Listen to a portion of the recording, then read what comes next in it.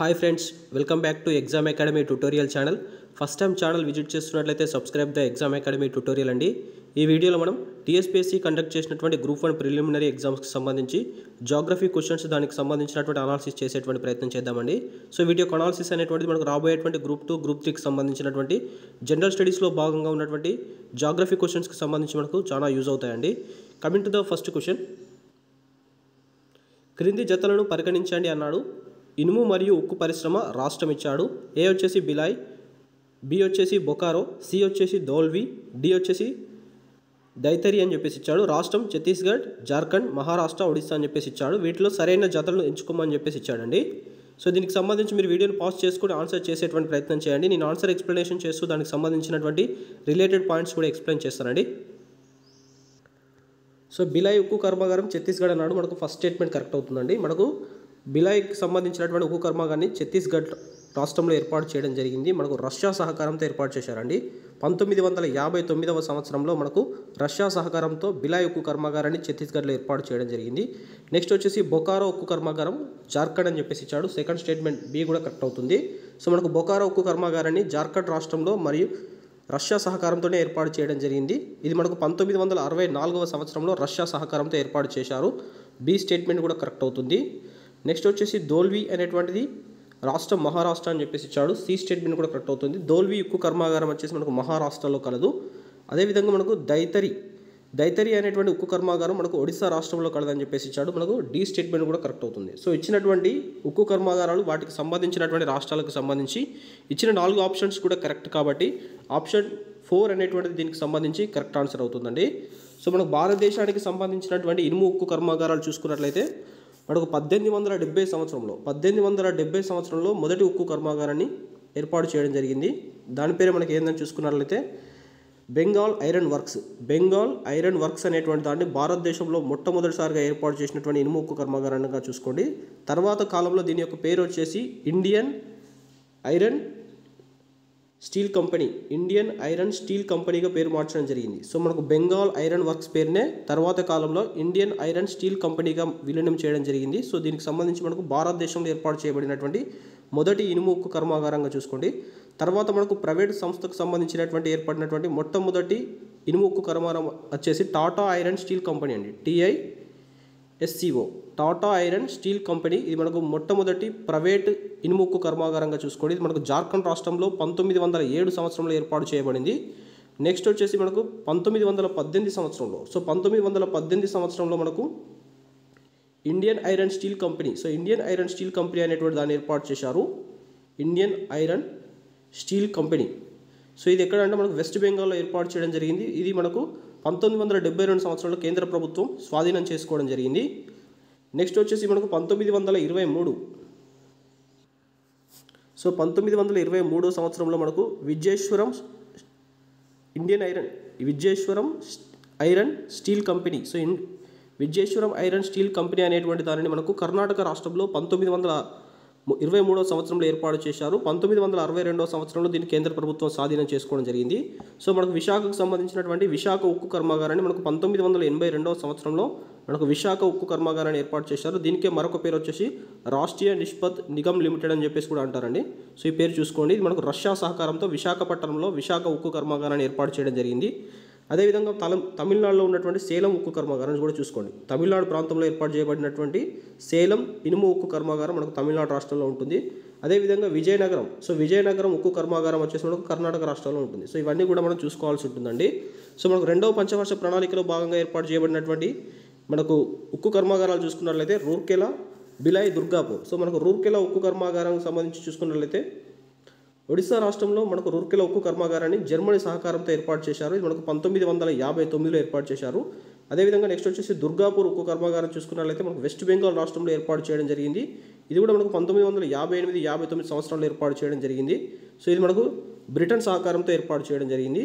Next వచ్చేసి బిలాయ్ ఉక్కు కర్మాగారాన్ని ఛత్తీస్గఢ్ రాష్ట్రంలో రష్యా సహకారంతో 1959లో ఏర్పాటు చేయడం జరిగింది. సో ఇవన్నీ కూడా ఉక్కు కర్మాగారాలు ఏ రాష్ట్రంలో ఉన్నాయనేటువంటి చూసుకోవాల్సి ఉంటుంది, ఏ సంవత్సరంలో ఏర్పాటు చేయబడింది అనేటువంటి చూసుకోవాల్సి ఉంటుంది. అదేవిధంగా వేరే దేశాల సహకారంతో చేయబడితే అది ఏ దేశం సహకారంతో చేయబడింది అనేటువంటిది కూడా చూసుకోవాల్సి ఉంటుందండి. Coming to the next question, భారతదేశంలో ఋతుపవన వర్షపాతంపై మస్కరిన్ హై ప్రభావం గురించి క్రింది ప్రకటనలు చదవండి అన్నాడు. మస్కరిన్ హై అనేటువంటిది వర్షాకాలంలో ఋతుపవన మస్కరిన్ దీవులు దక్షిణ హిందూ మహాసముద్రంలో చుట్టూ కనిపించే అల్పపీడన ప్రాంతం అన్నాడు. బి వచ్చేసి మస్కరిన్ హై దక్షిణ అరేబియా సముద్రం గుండా క్రాస్ ఈక్వటోరియల్ ప్రవాహానికి బాధ్యత వహిస్తుంది మరియు ఇది దక్షిణ అర్ధగోళంలో సంధానంగా పనిచేస్తుందని చెప్పేసి ఇచ్చాడు. ఈ క్రింది వాటిలో సరైనటువంటి ప్రకటనలను ఎంచుకోమని చెప్పేసి ఇచ్చాడండి. సో దీనికి సంబంధించి మనం చూసినట్లయితే మనకు ఈ మస్కరిన్ హై అనేటువంటి దానికి సంబంధించి చూసుకున్నట్లయితే ఇది మనకు వర్షాకాలంలో ఏర్పడేటువంటి మస్కరిన్ దీవులకు సంబంధించిందండి. ఇది మనకు దక్షిణ హిందూ మహాసముద్రంలో ఏర్పడేటువంటి అల్పపీడన ప్రాంతం అని చెప్పేసి ఇచ్చాడు. మనకి ఈ స్టేట్మెంట్ రాంగ్ అవుతుందండి. సో ఇది మస్కరిన్ దీవులు అనేటువంటి మనకు వీటి మధ్యలో ఏర్పడేటువంటిది మనకు అధిక పీడన ప్రాంతం అండి. సో మస్కరిన్ దీవులు మనకి ఎక్కడ ఉంటాయని చూసుకున్నట్లయితే మనకు 25 నుంచి 40 అక్షాంశాల మధ్య విస్తరించి ఉంటుంది. 25 నుంచి 40 డిగ్రీల అక్షాంశాల మధ్య మనకు ఈ యొక్క మస్కరిన్ దీవులు విస్తరించి ఉంటాయి. దీనివల్ల మనకు అక్కడ అల్పపీడన ప్రాంతం కాకుండా అధిక పీడన ప్రాంతం ఏర్పడుతుంది. ఇది మనకు దక్షిణ హిందూ మహాసముద్రంలో ఉన్నటువంటి దీవులుగా చూసుకోండి. సో వీటి యొక్క ఉపయోగం ఏంటంటే మస్కరిన్ హై అనేటువంటిది దక్షిణ అరేబియా సముద్రం గుండా క్రాసా ఈక్వటోరియల్ ప్రవాహానికి బాధ్యత వహిస్తుంది. మనకి ఈ క్రాసా ఈక్వటోరియల్ సంబంధించినటువంటి ప్రవాహానికి బాధ్యత వహించేటువంటిది ఏంటంటే మస్కరిన్ దీవులకు సంబంధించినటువంటి మస్కరిన్ హై అయినటువంటి ఋతుపవనాలు వీటికి యొక్క బాధ్యత వహిస్తాయి కాబట్టి సెకండ్ స్టేట్మెంట్ అనేటువంటిది కరెక్ట్ అవుతుందండి. సో మస్కరిన్ హై వద్ద ఏర్పడేటువంటి దానికి సంబంధించినటువంటిది ఏంటంటే మనకు అధిక పీడన ప్రాంతం ఏర్పడుతుంది. సో దానివల్ల మనకు వచ్చేటువంటి వర్షం అనేటువంటిది క్రాసా ఈక్వటోరియల్కి సంబంధించినటువంటి దానికి బాధ్యత వహిస్తుంది కాబట్టి బి స్టేట్మెంట్ దీనికి సంబంధించి కరెక్ట్ ఆన్సర్ అవుతుందండి. సో దీనికి సంబంధించి కరెక్ట్ ఆన్సర్ చూసుకున్నట్లయితే ఆప్షన్ 2 అనేటువంటి దీనికి సంబంధించి కరెక్ట్ ఆన్సర్ అవుతుంది. సో ఇదే విధంగా మనకు కొన్ని పదాలు చూసుకున్నట్లయితే మనకు ఎన్లినో అని చెప్పేసి ఉంటుందండి. ఎన్లినో నెక్స్ట్ వచ్చేసి లానినో అని చెప్పేసి ఉంటుంది. సో ఎన్లినో అనేటువంటి చూసుకున్నట్లయితే సో ఇది మనకు పెరు తీరంలో ఏర్పడేటువంటి ఉష్ణ ప్రవాహంగా చూసుకోండి. పెరు తీరంలో ఏర్పడేటువంటి ఉష్ణ ప్రవాహాన్ని మనం ఎన్లినో అని చెప్పేసి అంటారు. సో దీనివల్ల ఏమవుతుందంటే భారతదేశంలో ఋతుపవన వ్యవస్థ బలహీనపడి తక్కువ వర్షాలు కురుస్తాయి. సో మనకు ఎన్లినో వచ్చిందంటే దాని సందర్భంగా వర్షాలు అనేటువంటి తక్కువగా కురవడం జరుగుతుంది. ఎన్లినో యొక్క అర్థం చూసుకున్నట్లయితే మనకు క్రీస్తు జననం అనేటువంటి అర్థం వస్తుంది. దీని ద్వారా మనకి ఏంటంటే భారతదేశంలో ఋతుపవన వ్యవస్థ బలహీనపడుతుంది, వర్షాలు కూడా తక్కువగా కురుస్తాయి. అదేవిధంగా మనకు లానినో, సో లానినో అనేటువంటి పదం చూసుకున్నట్లయితే దీని యొక్క అర్థం వచ్చేసి మనకు ఆడ శిశువు జననం అనేటువంటి అర్థం వస్తుంది. ఇది మనకు పెరు తీరంలో ఏర్పడేటువంటి శీతల ప్రవాహం, పెరు తీరంలో ఏర్పడేటువంటి శీతల ప్రవాహం కాబట్టి దీనివల్ల మనకు భారతదేశంలో సమృద్ధిగా వర్షాలు కురుస్తాయి. అంటే లానినో అనేటువంటిది మనకు అనుకూలమైనటువంటి శీతోష్ణ స్థితి కనుక చూసుకోవాల్సి ఉంటుంది. ఎన్లినో అనేటువంటి భారతదేశానికి సంబంధించినటువంటి ఋతుపవన వ్యవస్థను బలహీనపరిచేటువంటి వ్యవస్థగా చూసుకోవాల్సి ఉంటుందండి. సో ఈ రెండు పదాలకు సంబంధించి చూసుకోండి. అదేవిధంగా మనకు టెలిలింక్స్ అని చెప్పేసి ఉంటుంది. సో టెలిలింక్స్ అంటే ఏంటంటే హిందూ మహాసముద్రము పసిఫిక్ మహాసముద్రాల మధ్య ఏర్పడేటువంటి పీడన వ్యవస్థలో పరస్పర వ్యతిరేకతని మనకు టెలిలింక్స్ అని చెప్పేసి అంటారండి. మరొకసారి చెప్తాను చూడండి. హిందూ మహాసముద్రము మరియు పసిఫిక్ మహాసముద్రం మధ్య ఏర్పడేటువంటి పీడన వ్యవస్థలో జరిగేటువంటి పరస్పర వ్యతిరేకతనే టెలిలింక్స్ అని చెప్పేసి అంటారు. సో ఇవన్నీ పదాలను యాడ్ చేసుకోవాల్సి ఉంటుందండి. సో భారతదేశానికి సంబంధించినటువంటి ఋతుపవన వ్యవస్థను మనం ఒకసారి చూసుకున్నట్లయితే భారతదేశంలో ఋతుపవన వ్యవస్థకు సంబంధించి 4 కాలాలుగా ఉంటాయి. ఒకటి వచ్చేసి మనకు నైరుతి ఋతుపవన కాలం అని చెప్పేసి ఉంటుంది. నైరుతి ఋతుపవన కాలం అని చెప్పేసి ఉంటుంది. మనకు జూన్ నుంచి సెప్టెంబర్ వరకు ఉంటుందండి. నెక్స్ట్ వచ్చేసి ఈశాన్య ఋతుపవన కాలము అక్టోబర్ నుంచి నవంబర్ మధ్య మనకు ఉండడం జరుగుతుంది. అదేవిధంగా శీతాకాలం వచ్చేసి మనకు డిసెంబర్ నుంచి ఫిబ్రవరి మధ్యలో మనకు శీతాకాలం ఉంటుంది. నెక్స్ట్ వచ్చేసి మనకు వేసవి కాలం వచ్చేసి మే నుంచి మార్చి మధ్య కాలంలో మనకు వేసవి కాలం ఉండడం జరుగుతుంది. సో ఈ విధంగా మనకు భారతదేశంలో ఉన్నటువంటి కాలాలను 4 రకాలుగా విభజించడం జరిగింది. సో ఇవన్నీ పాయింట్స్ యాడ్ చేసుకోండి. Coming to the next question. Can Betwa నది లింకు ప్రాజెక్టు నీటిపారుదలకు సంబంధించి క్రింది ప్రకటనలను పరిగణించండి అన్నాడు. ఏ వచ్చేసి ఉత్తరప్రదేశ్లో పూర్వాంచల్ ప్రాంతం నీటి భద్రత మరియు సామాజిక ఆర్థిక అభివృద్ధికి ఇది కీలకమన్నాడు. బి వచ్చేసి ప్రాజెక్టులో దౌదన్ ఆనకట్ట నిర్మాణం ద్వారా బెత్వా నది నుండి కెన్ నదికి నీటిని బదిలీ చేస్తారని చెప్పేసి ఇచ్చాడు. పై ప్రకటనలో ఏవి సరైనవని చెప్పేసి అన్నాడండి. సో దీనికి సంబంధించి మనం చూసినట్లయితే సో మనకు కెన్ బెట్వా అనేటువంటి 2 నదులను మనకు అనుసంధానం చేయడం జరిగింది. సో ఈ 2 నదుల అనుసంధానం వల్ల మనకు ఏ ప్రాంతం అభివృద్ధి చెందుతుందని చూసుకున్నట్లయితే మనకు ఉత్తరప్రదేశ్లో పూర్వాంచల్ ప్రాంతం అని చెప్పేసి ఇచ్చాడు. మనకి ఈ స్టేట్మెంట్ రాంగ్ అవుతుందండి. సో మనకు ఉత్తరప్రదేశ్లో ఉన్నటువంటి బుందేల్ఖండ్ ప్రాంతం అనేటువంటిది నీటి భద్రత మరియు సామాజిక ఆర్థిక అభివృద్ధికి కీలకం అవుతుంది కాబట్టి ఇక్కడ మనకు పూర్వాంచల్ ప్లేస్లో బుందేల్ఖండ్ ప్రాంతం ఉండాల్సి ఉంటుందండి. ఫస్ట్ స్టేట్మెంట్ రాంగ్ అవుతుంది. అదేవిధంగా ఈ ప్రాజెక్టులో దౌదన్ ఆనకట్ట, సో దౌదన్ ఆనకట్ట నిర్మాణం ద్వారా బెత్వా నది నీటి నుండి కెన్ నీటికి బదిలీ చేస్తారని చెప్పేసి ఇచ్చాడు. సో ఈ స్టేట్మెంట్ కూడా రాంగ్ అవుతుంది. సో మనకి ఈ యొక్క దౌదన్ ఆనకట్ట ఎక్కడ కట్టారంటే మనకు కెన్ నది మీద కట్టడం జరిగింది. సో దీని ద్వారా ఏమవుతుందంటే కెన్ నీటిని మనకు బెత్వా నదిలోకి పంపిస్తారు కాబట్టి ఈ స్టేట్మెంట్ కూడా రాంగ్ అవుతుంది. సో ఇచ్చిన దాని ప్రకారం చూసుకున్నట్లయితే 2 స్టేట్మెంట్స్ కూడా రాంగ్ కాబట్టి దీనికి సంబంధించినటువంటి కరెక్ట్ ఆన్సర్ చూసుకున్నట్లయితే ఆప్షన్ 4 అనేటువంటి దీనికి సంబంధించి కరెక్ట్ ఆన్సర్ అవుతుందండి. సో మనకు కేన్ అండ్ బెట్వా ఈ రెండు నదుల యొక్క అనుసంధాన విషయంలో మనకు ఉత్తరప్రదేశ్ మధ్యప్రదేశ్ రెండు రాష్ట్రాల మధ్య 2021లో ఒప్పందం జరిగింది. 2021 మార్చిలో మనకు ఈ యొక్క నదుల అనుసంధానం మీద ఒప్పందం జరిగింది. దీనిలో కేంద్ర మంత్రిత్వ శాఖ అయినటువంటి జల మంత్రిత్వ శాఖ వారి ఆధ్వర్యంలో ఈ ఒప్పందం చేసుకోవడం జరిగిందండి. సో ఇలా మనకు దేశంలోనే మొట్టమొదటిసారిగా నదుల అనుసంధానం విషయంలో రెండు రాష్ట్రాలు ఒప్పందం చేసుకోవడం దేశంలోనే ఇదే తొలిసారి అవుతుంది. కాకపోతే ఒకే రాష్ట్రానికి సంబంధించినటువంటి రెండు నదుల విషయంలో మనకు ఆంధ్రప్రదేశ్లో గోదావరి కృష్ణా నదుల యొక్క రెండు నదుల యొక్క అనుసంధానం కూడా జరిగిందండి. మొదటిసారిగా మనకు గోదావరి కృష్ణా నదులకు సంబంధించినటువంటి అనుసంధానం కూడా జరిగింది. కాకపోతే అది ఒకే ఆంధ్రప్రదేశ్లో ఉన్న సందర్భంలో జరిగింది. కాకపోతే ఇక్కడ ఏంటంటే రెండు రాష్ట్రాలు సంబంధించి రెండు నదుల విషయంలో అనుసంధానం విషయంలో మొదటిసారిగా ఒప్పందం జరిగింది మనకు కేన్ బెట్వా నదుల విషయంలోనే జరిగింది కాబట్టి సో ఇది చాలా ఇంపార్టెంట్ అయినటువంటి కాన్సెప్ట్ కింద గుర్తుంచుకోవాల్సి ఉంటుందండి. సో కేన్ కావచ్చు బెట్వా కావచ్చు ఈ రెండు నదులు కూడా మనకు ఎక్కడ జన్మిస్తాయని చూసుకున్నట్లయితే మనకు మధ్యప్రదేశ్లో జన్మించడం జరుగుతుంది. సో మధ్యప్రదేశ్లో జన్మించి మనకు ఉత్తరప్రదేశ్లో ప్రయాణం చేస్తుంటాయండి. మధ్యప్రదేశ్లో జన్మిస్తాయి. మధ్యప్రదేశ్ మరియు ఉత్తరప్రదేశ్ ఈ రెండు రాష్ట్రాల గుండా మనకు కేన్ మరియు బెట్వా నదులు ప్రయాణం చేయడం జరుగుతుంది. సో ఇవి మనకు దీనికి సంబంధించి చూసుకున్నట్లయితే ఇది మనకు యమునా నదికి సంబంధించినటువంటి ఉపనదులుగా ఉన్నాయన్నటువంటి విషయాన్ని కూడా చూసుకోండి. సో దీనివల్ల మనకి ఏ ప్రాంతం అంటే మనకు ఉన్నటువంటి ఈ బుందేల్ఖండ్ ప్రాంతంలో 10.62 లక్షల ఎకరాల నీరు సాగవుతుందండి. 10.62 లక్షల హెక్టార్ల భూమి అనేటువంటిది సాగు భూమిగా మారడం జరుగుతుంది. అదేవిధంగా 103 మెగావాట్ల సో 103 మెగావాట్ల జల విద్యుత్ అనేటువంటిది కూడా మనకు ఈ యొక్క ప్రాజెక్టు ద్వారా జల విద్యుత్ అనేటువంటిది కూడా రావడం జరుగుతుందండి. సో ఇవన్నీ గుర్తుంచుకోండి. దీని ద్వారా అయ్యేటువంటి ఖర్చు చూసుకున్నట్లయితే మనకు 44,605 కోట్ల రూపాయలు దీనికి ఖర్చు కావడం జరుగుతుంది. సో ఇవన్నీ పాయింట్స్ కూడా గుర్తుంచుకోండి. ఎందుకంటే భారతదేశంలోనే మొట్టమొదటిసారిగా నదుల అనుసంధానం అనేది కేన్ బెట్వా రెండు నదుల మధ్య చేయడం జరిగింది. దానిలో భాగంగా ముఖ్యంగా రెండు రాష్ట్రాల యొక్క మధ్య ఒప్పందం జరగడం అనేటువంటిది చాలా గొప్ప విషయం కాబట్టి వీటిని మనం చూసుకోవాల్సి ఉంటుందండి. సో దీనికి సంబంధించి ఆప్షన్ 4 అనేటువంటిది కరెక్ట్ ఆన్సర్ కాబట్టి ఆప్షన్ 4 అనేటువంటిది దీనికి సంబంధించి కరెక్ట్ ఆన్సర్ అండి. Coming to the next question. అగ్నిశిలలకు సంబంధించి క్రింది ప్రకటనలను పరిగణించండి అన్నాడు. ఏ వచ్చేసి అగ్నిశిలలు కణిక లేదా స్ఫటికాకారంగా ఉంటాయన్నాడు. బి వచ్చేసి వాటికి అవక్షేపణ శిలల వంటి పొరలు ఉండవు అన్నాడు. సి వచ్చేసి రసాయన శైథిల్యం వల్ల అవి తక్కువగా ప్రభావితం అవుతాయన్నాడు. డి వచ్చేసి అగ్నిశిలలో శిలాజాలు ఉండవు అన్నాడు. సో సరైన వాటిని వీటికి సంబంధించి ఎంచుకోమని చెప్పేసి ఇచ్చాడండి. సో వీటికి సంబంధించి మనం చూసినట్లయితే అగ్నిశిలల యొక్క లక్షణాలకు సంబంధించి వీటి యొక్క క్వశ్చన్ ఇవ్వడం జరిగింది. అగ్నిశిలలు కణిక లేదా స్ఫటికాకారంగా ఉంటాయని చెప్పేసి ఇచ్చాడు. మనకు స్టేట్మెంట్ 1 కరెక్ట్ అవుతుంది. అదేవిధంగా వాటికి అవక్షేపణ శిలల వంటి పొరలు ఉండవు అన్నాడు. ఇది కూడా మనకు దాని యొక్క లక్షణంగా ఉంటుంది. రసాయన శైథిల్యం వల్ల అవి తక్కువగా ప్రభావితం అవుతాయన్నాడు. మనకు ఈ స్టేట్మెంట్ కూడా కరెక్ట్ అవుతుంది. అగ్నిశిలలో శిలాజాలు ఉండవు అని చెప్పేసి ఇచ్చాడు. ఈ స్టేట్మెంట్ కూడా కరెక్ట్ అవుతుంది. సో దీనికి సంబంధించి ఆప్షన్ 4 అనేటువంటిది కరెక్ట్ ఆన్సర్ అవుతుందండి. సో మనకు అగ్నిశిలలకు సంబంధించి ఎగ్జాంపుల్స్ చూసుకున్నట్లయితే మనకు గ్రానైట్ కావచ్చు, నెక్స్ట్ వచ్చేసి బసాల్ట్ శిలలు, నెక్స్ట్ వచ్చేసి అడిసైట్ శిలలు, నెక్స్ట్ వచ్చేసి రియోలైట్ శిలలు, అదేవిధంగా డోలోమైట్ శిలలు. సో ఇవన్నీ కూడా మనకు అగ్నిశిలలకు సంబంధించినటువంటి శిలలుగా చూసుకోండి. సో ఇవి ఏంటంటే అగ్నిపర్వత ప్రక్రియలో భాగంగా ఏర్పడేటువంటి మొట్టమొదటి శిలలుగా చూసుకోవాల్సి ఉంటుందండి. వీటిని మనం ప్రథమ శిలలు అని చెప్పేసి కూడా అంటారు. సో మనకు ఇవి ప్రథమ శిలలు అని చెప్పేసి కూడా అంటారు. మనకు బేసికల్గా శిలలు వచ్చేసి 3 రకాలుగా ఉంటుంది. ఒకటి వచ్చేసి మనకు అగ్నిశిలలు, 2 వచ్చేసి మనకు అవక్షేప శిలలు, 3 వచ్చేసి మనకు రూపాంతర శిలలు. సో ఇవి మనకు అగ్నిశిలల యొక్క లక్షణాలు. అగ్నిశిలలకు సంబంధించినటువంటి ఎగ్జాంపుల్ చూసాము.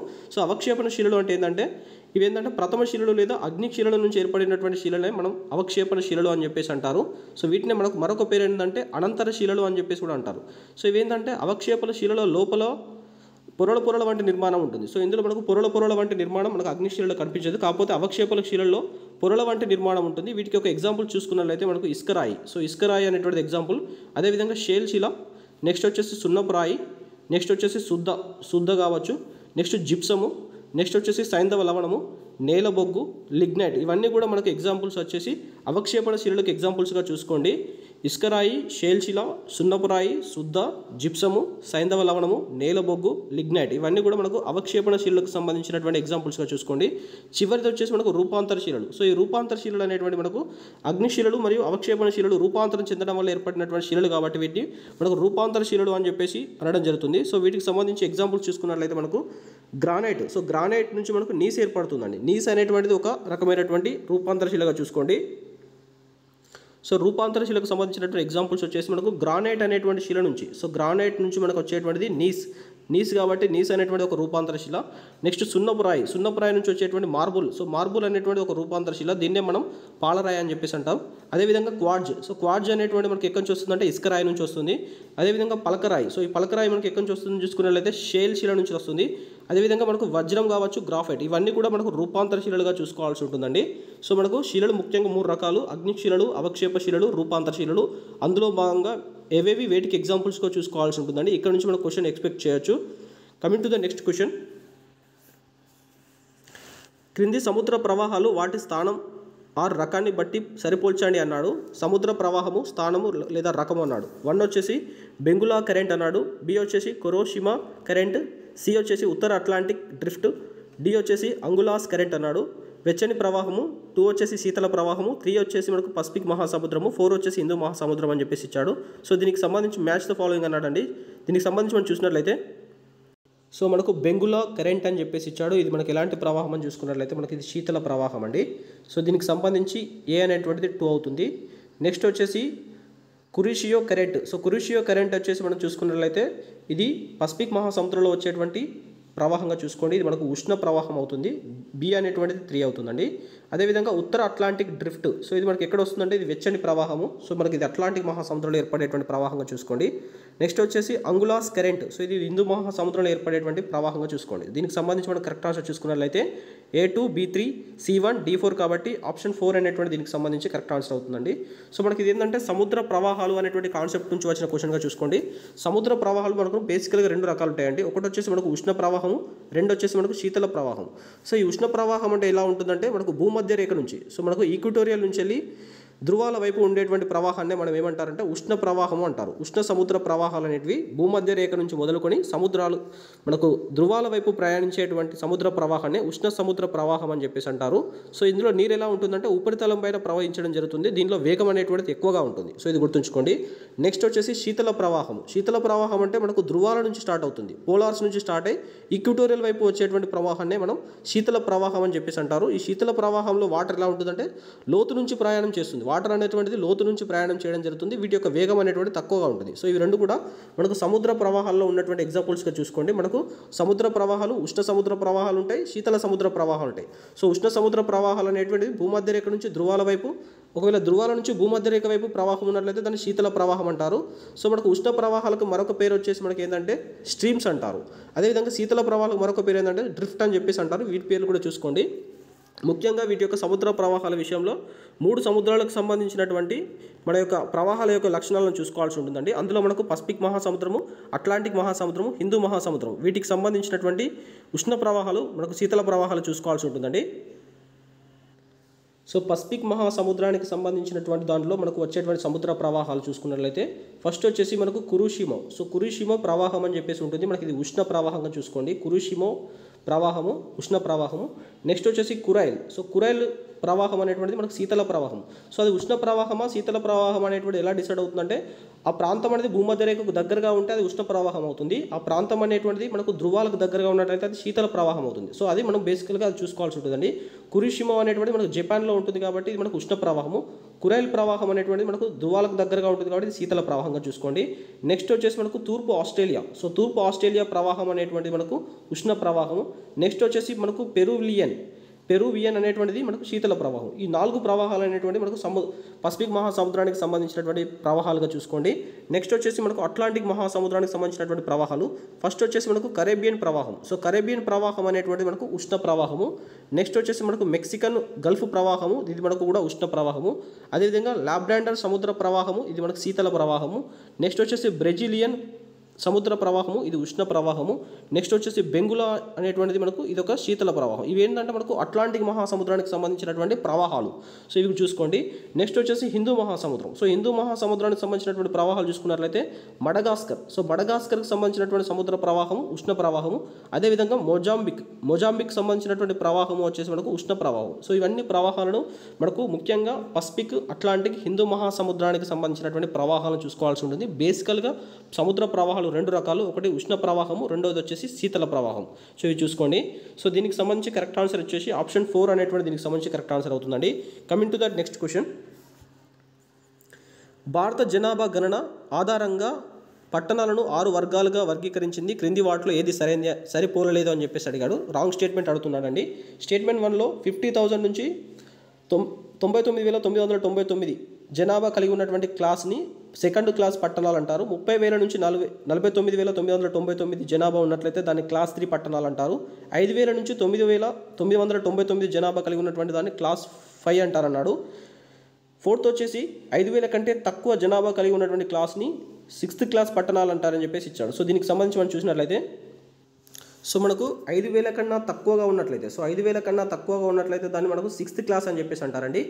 అదేవిధంగా 5,000 నుంచి 9,099 సో 9,099 ఉన్నట్లయితే దాన్ని 5th క్లాస్ అని చెప్పేసి అంటారు. 9,099గా చూసుకోండి. 9,099 ఉన్నట్లయితే దాన్ని 5th క్లాస్ అంటారు.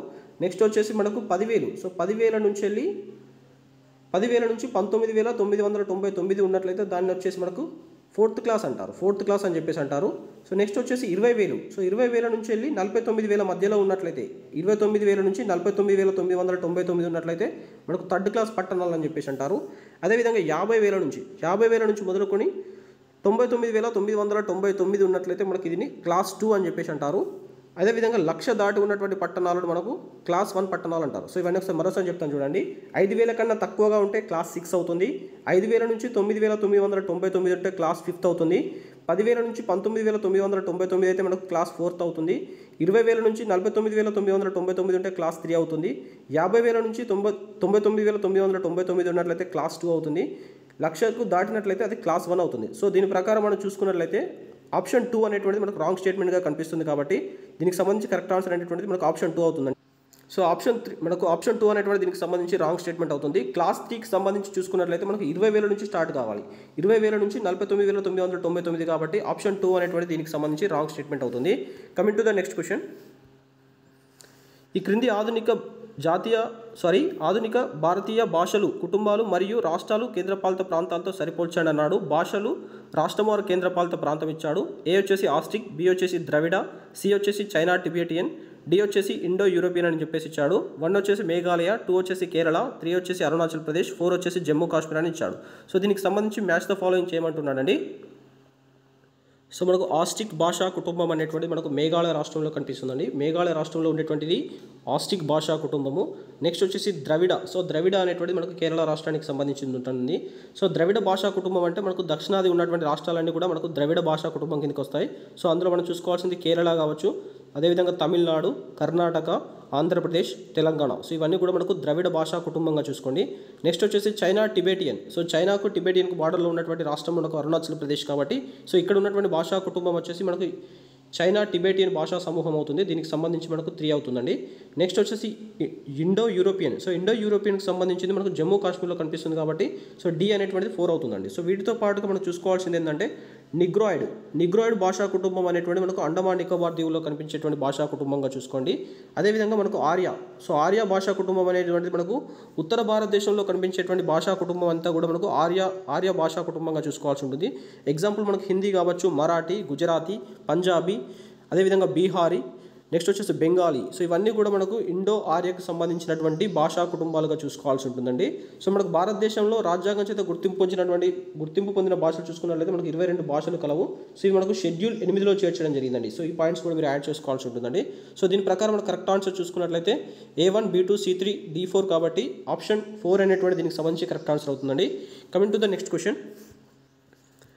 జైండర్ జీ నెదర్లాండ్లో జలభాగం నుంచి తిరిగి పొందబడిన లోతట్టు ప్రాంతాలకు ప్రసిద్ధి చెందినవి ఏందని అడుగుతున్నాడు. 1 వచ్చేసి పోల్డర్స్, 2 వచ్చేసి డైక్స్, 3 వచ్చేసి క్యానియన్లు, 4 వచ్చేసి గ్లీజర్లు అని చెప్పేసి ఇచ్చాడు. సో దీనికి సంబంధించి మనం చూసినట్లయితే సో ఇక్కడ ఇవ్వబడినటువంటి ఆప్షన్స్ అనేటువంటిది మనకు స్థానిక పవనాలు అనేటువంటి అంశానికి సంబంధించిందండి. స్థానిక పవనాలు అనేటువంటి కాన్సెప్ట్ నుంచి రావడం జరిగింది. స్థానికంగా అంటే నెదర్లాండ్లో స్థానికంగా జరిగేటువంటి జలభాగం నుంచి తిరిగి పొందబడినటువంటి లోతట్టు ప్రాంతాలకు దాన్ని ఏమంటారని చెప్పేసి ఇచ్చాడు. ఇక్కడ మనకు జైండర్ జీ అని అన్నాడు కదా.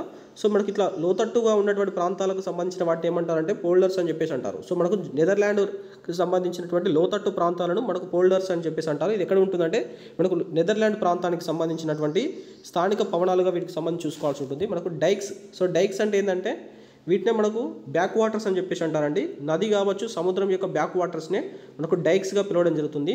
నెక్స్ట్ వచ్చేసి క్యానియన్లు. సో ఈ క్యానియన్లు అంటే ఏంటంటే రెండు ఎత్తైన కుండల మధ్య ప్రవహించేటువంటి నీటి ప్రవాహాన్ని మనం ఏమంటారంటే క్యానియన్లు అని చెప్పేసి అంటారు. ఇది మనకు స్పానిష్ పదంగా చూసుకోవాల్సి ఉంటుంది. నెక్స్ట్ వచ్చేసి గ్లీజర్లు. సో గ్లీజర్లు అంటే వేడి నీటి బుగ్గలు అండి. సో వేడి నీటి బుగ్గలు అంటే మనకు గ్లీజర్లుగా పిలవడం జరుగుతుంది. సో ఇవి మనకు జాగ్రఫీకి సంబంధించినటువంటి పవనాలు అనేటువంటి కాన్సెప్ట్లో వచ్చినటువంటి భాగంగా వచ్చినటువంటి పదాలుగా చూసుకోవాల్సి ఉంటుంది. సో మనకు జెయిండర్ అనేటువంటిది మనకు నెదర్లాండ్లో ఉన్నటువంటి లోతట్టు ప్రాంతాలుగా చూసుకోవాల్సి ఉంటుంది. మనకు లోతట్టు ప్రాంతాలనే పోల్డర్స్ అని చెప్పేసి అంటారండి. సో దీనికి సంబంధించి మనకు కరెక్ట్ ఆన్సర్ వచ్చేసి 1 అనేటువంటి దీనికి సంబంధించి కరెక్ట్ ఆన్సర్ అవుతుంది. Coming to the next question. దక్షిణ తెలంగాణ ఆగ్రో క్లైమాటిక్ జోన్కు సంబంధించి క్రింది ప్రకటనలను పరిగణించండి అన్నాడు. ఏ వచ్చేసి మేడ్చల్, మల్కాజ్గిరి, వనపర్తి, రంగారెడ్డి మరియు వికారాబాద్ జిల్లాలో ఈ జోన్ పరిధి కిందికి వస్తాయన్నాడు. బి వచ్చేసి వార్షిక వర్షపాతం జూన్ మరియు మే వరకు 610 నుంచి 850 మిల్లీమీటర్ల వరకు వర్షం ఉంటుంది. వేసవిలో కనిష్ట మరియు గరిష్ట ఉష్ణోగ్రతలు 32 నుంచి 38 మధ్య ఉంటాయని చెప్పేసి ఇచ్చాడు. సి వచ్చేసి ఈ జోన్లో ప్రధానంగా ఒండ్రు నేలలు ఉంటాయని చెప్పేసి ఇచ్చాడు. వీటిలో మనకు కరెక్ట్ అయినటువంటి స్టేట్మెంట్స్ని చూసుకోవాల్సి ఉంటుందండి. సో మనకు తెలంగాణకు సంబంధించినటువంటి ఆగ్రో క్లైమాటిక్ జోన్స్ వచ్చేసి మనకు 3 ఉంటాయి కదా. సో ఒకటి వచ్చేసి మనకు నార్త్ క్లైమాటిక్ జోన్, నెక్స్ట్ వచ్చేసి మనకు మిడిల్ క్లైమాటిక్ జోన్, నెక్స్ట్ వచ్చేసి మనకు సౌత్ క్లైమాటిక్ జోన్ అని చెప్పేసి ఉంటాయి. సో సౌత్ క్లైమాటిక్ జోన్కి సంబంధించి క్వశ్చన్ రావడం జరిగింది. సో ఇందులో భాగంగా మనకు మేడ్చల్, మల్కాజ్గిరి, వనపర్తి, రంగారెడ్డి జిల్లాలు ఉంటాయని చెప్పేసి ఇచ్చాడు. మనకు ఫస్ట్ స్టేట్మెంట్ అనేటువంటిది కరెక్ట్ అవుతుంది. సో ఈ యొక్క జోన్కు సంబంధించి వార్షిక వర్షపాతం 610 నుంచి 850 మిల్లీమీటర్ల వర్షపాతము, ఉష్ణోగ్రత 32 నుంచి 38 మధ్య ఉంటాయని చెప్పేసి ఇచ్చాడు. మనకి ఈ స్టేట్మెంట్ కూడా కరెక్ట్ అవుతుంది. సో ఈ జోన్లో ప్రధానంగా ఒండ్రు నేలలు ఉంటాయని చెప్పేసి ఇచ్చాడు. మనకి ఈ స్టేట్మెంట్ రాంగ్ అవుతుందండి. సో మనకు ఒండ్రు నేలలు అనేవి ఉండదు.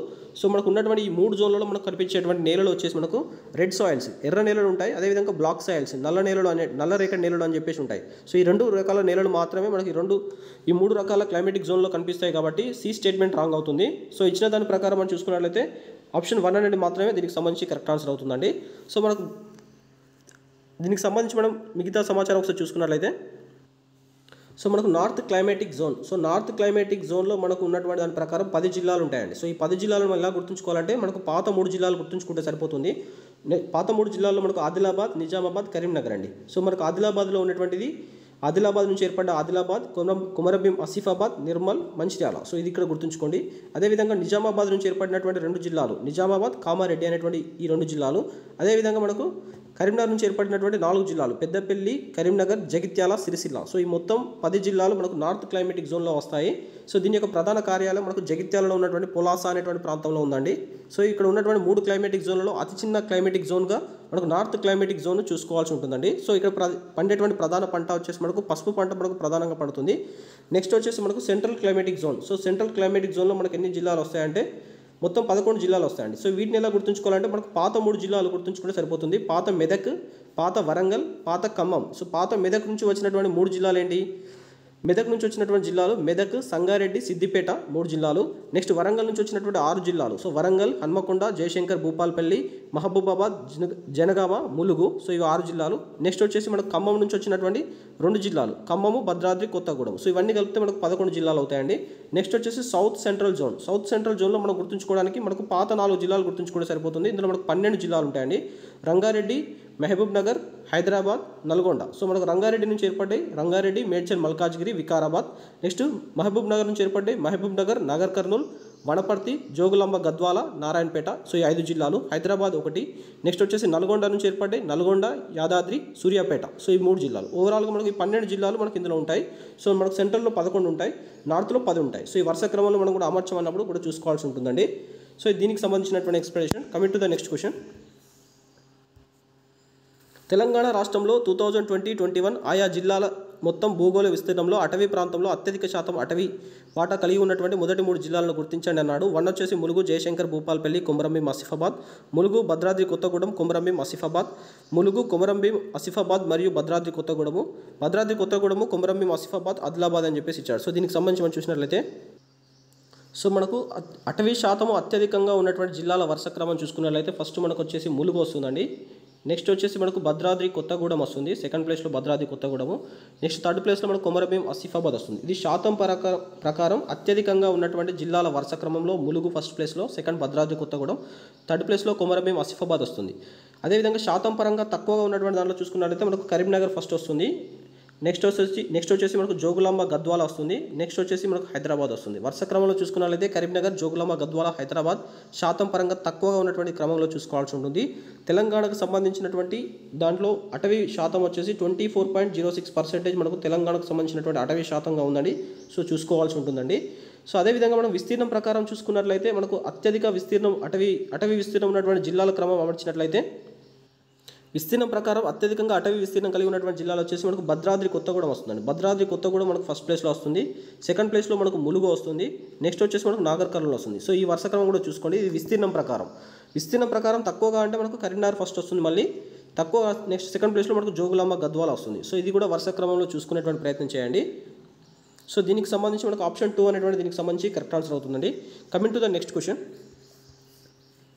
2011 జనాభా లెక్కల ప్రకారం నూతనంగా ఏర్పడినటువంటి క్రింది జిల్లాల్లో 40% కంటే ఎక్కువగా పట్టణ జనాభా కలిగి ఉన్న జిల్లా ఏదన్నాడు. 1 వచ్చేసి వరంగల్, 2 వచ్చేసి సంగారెడ్డి, 3 వచ్చేసి పెద్దపల్లి, 4 వచ్చేసి మంచిర్యాల ఇచ్చాడు. సో దీనికి సంబంధించి మనం చూసినట్లయితే సో మనకు 40% దాటినటువంటిది చూసుకున్నట్లయితే దీనికి సంబంధించి కరెక్ట్ ఆన్సర్ మంచిర్యాల అవుతుందండి. సో మనకు తెలంగాణకు సంబంధించినటువంటి పట్టణ జనాభా శాతం ఎంత ఉంటుందంటే మనకు ఓవరాల్గా యావరేజ్గా 38.88% మనకు పట్టణ జనాభా ఉంది. సో ఇందులో అత్యధికంగా పట్టణ జనాభా కలిగి ఉన్నటువంటి జిల్లాలు చూసుకున్నట్లయితే ఫస్ట్ మనకు మేడ్చల్, మల్కాజ్గిరి వస్తుంది. మనకు హైదరాబాద్ అయినటువంటిది 100% పట్టణ జనాభా కలిగి ఉన్నటువంటి జిల్లాగా చూసుకోండి. హైదరాబాద్ కాకుండా మిగతా చూసుకున్నట్లయితే మనకు మేడ్చల్, మల్కాజ్గిరి ఫస్ట్ ప్లేస్లో. నెక్స్ట్ వచ్చేసి రంగారెడ్డి వస్తుంది. నెక్స్ట్ వచ్చేసి మనకు హన్మకొండ వస్తుందండి. నెక్స్ట్ వచ్చేసి మనకు మంచిర్యాల వస్తుంది. సో ఇక్కడ ఇచ్చినటువంటి 4 జిల్లాలు హైదరాబాద్ కాకుండా మిగతా ఈ 4 జిల్లాలు కూడా మనకు 40+% ఉన్నటువంటి జిల్లాలుగా చూసుకోండి. మేడ్చల్, మల్కాజ్గిరి కావచ్చు, రంగారెడ్డి, హన్మకొండ, మంచిర్యాల ఈ 4 జిల్లాలలో మనకు పట్టణ జనాభా శాతం 40% కంటే ఎక్కువగా ఉన్నటువంటి జిల్లాలుగా చూసుకోండి. అదేవిధంగా మనకు గ్రామీణ జనాభా చూసుకున్నట్లయితే మనకు 61.12% ఉంటుందండి. 61.12% ఉంటుంది. సో గ్రామీణ జనాభా ఎక్కువగా ఉన్నటువంటి జిల్లాలు చూసుకున్నట్లయితే మనకు ఫస్ట్ ములుగు వస్తుందండి. ములుగులో మనకు గ్రామీణ జనాభా ఎక్కువగా ఉంటుంది. నెక్స్ట్ నారాయణపేట, నెక్స్ట్ వచ్చేసి మనకు మెదక్, నెక్స్ట్ వచ్చేసి మనకు మహబూబాబాద్. సో వరుస క్రమంలో అమర్చినట్లయితే ములుగు, నారాయణపేట, మెదక్, మహబూబాబాద్లో మనకు గ్రామీణ జనాభా శాతం ఎక్కువగా ఉన్నటువంటి జిల్లాల యొక్క వరుస క్రమంగా చూసుకోవాల్సి ఉంటుందండి. ఇది మనకు తెలంగాణ జాగ్రఫీ నుంచి వచ్చినటువంటి క్వశ్చన్గా చూసుకోండి. సో ఈ వీడియోలో మనం జాగ్రఫీకి సంబంధించినటువంటి క్వశ్చన్స్ అండ్ అనాలిసిస్ చేయడం జరిగింది. ఫస్ట్ టైం ఛానల్ విజిట్ చేస్తున్నట్లయితే subscribe the exam academy tutorial channel. Thank you all అండి.